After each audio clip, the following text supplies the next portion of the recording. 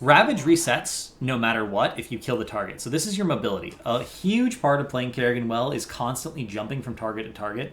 And you got to think about all the things you can queue to. You can queue to walls. You can kill to minions. You can queue to buildings. You can queue to heroes. You can queue to totems. Rhaegar's totem is a targetable thing. If a Rhaegar throws a totem out to slow you down, you can actually use the totem to catch up to him and murder him. It's very effective. You can queue to Anub'arak beetles. You can queue to Zagara summons, both roaches and hydras. You can queue to Gazlo turrets. You can queue to... There's all sorts of things you can queue to. One of the reasons that Kerrigan is so highly valued on Infernal Shrines is her ability to fly around the shrine with Q during shrine fights makes her almost unkillable. Right? This is why Kerrigan is so good. And then you have the combo. Impaling Blades, Primal Grasp. You put the stun down first, and then you pull them into the combo. So it's WE, WE, WE, WE. I see a lot of people trying to do it in the other order. It doesn't work if you do it in the other order. They won't guaranteed land the stun.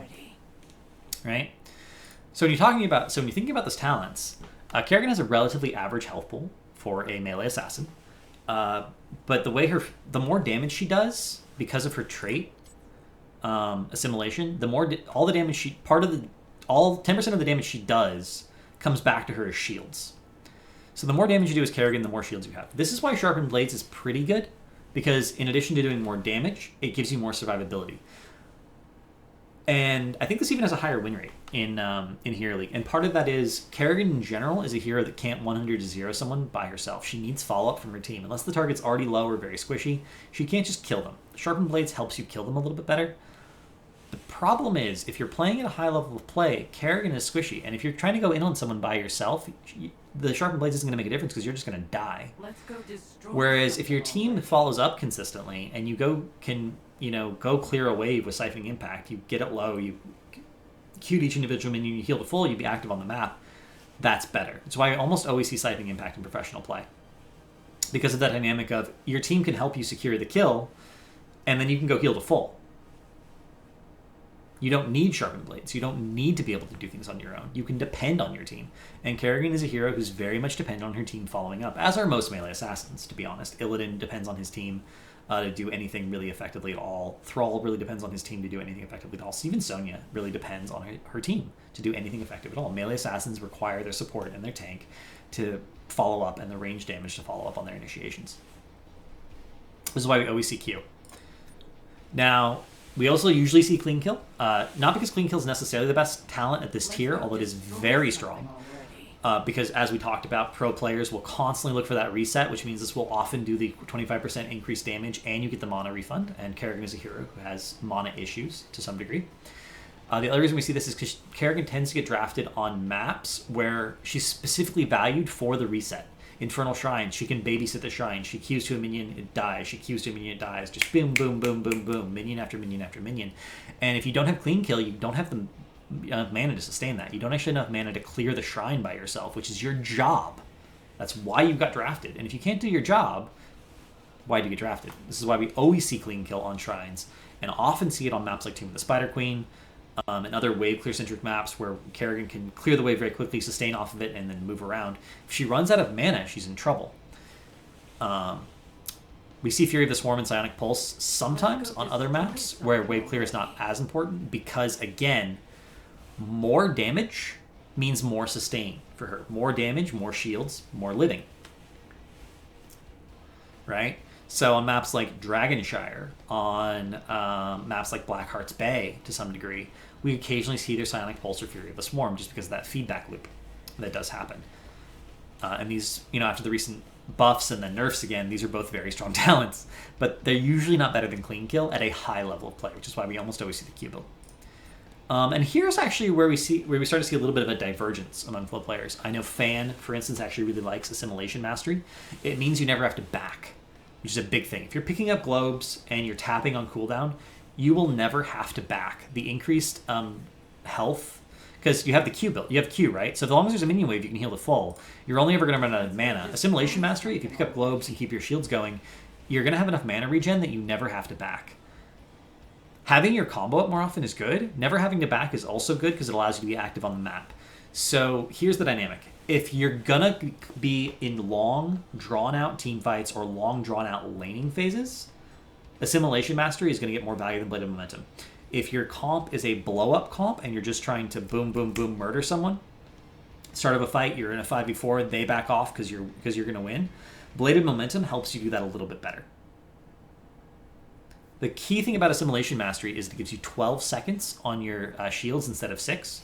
So what you have to do is you have to make sure you're using your Ravage reset on minions to constantly keep it up, because your combo has a longer than 12-second cooldown, which means if you're using your combo to keep your shields up, it'll never work. You have to be using Ravage to reset the Ravage reset to constantly get the cooldown back up.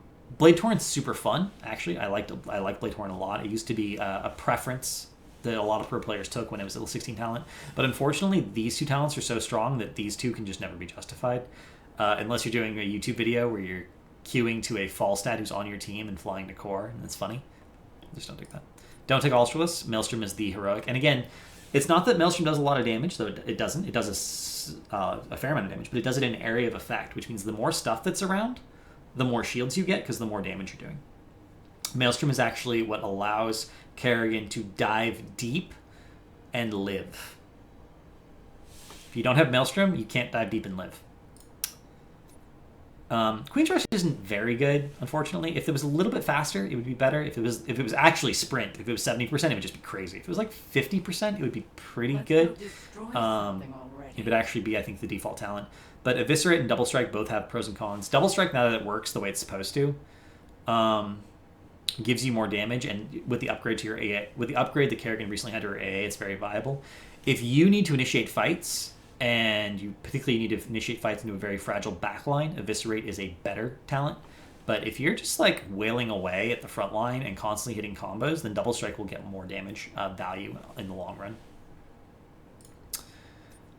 Aggressive Defense doubles the shields you gain from everything. This is an insane talent. We talked about how all the feedback all the damage. What was wrong with Double Strike before? The problem with Double Strike before was that increasing something that is bad is really good. And Kerrigan's auto attack used to be like 2/3 of what it is now. Her auto attack was actually sad. Kerrigan's auto attack is now enough to actually be threatening in and of itself, so increasing it is good.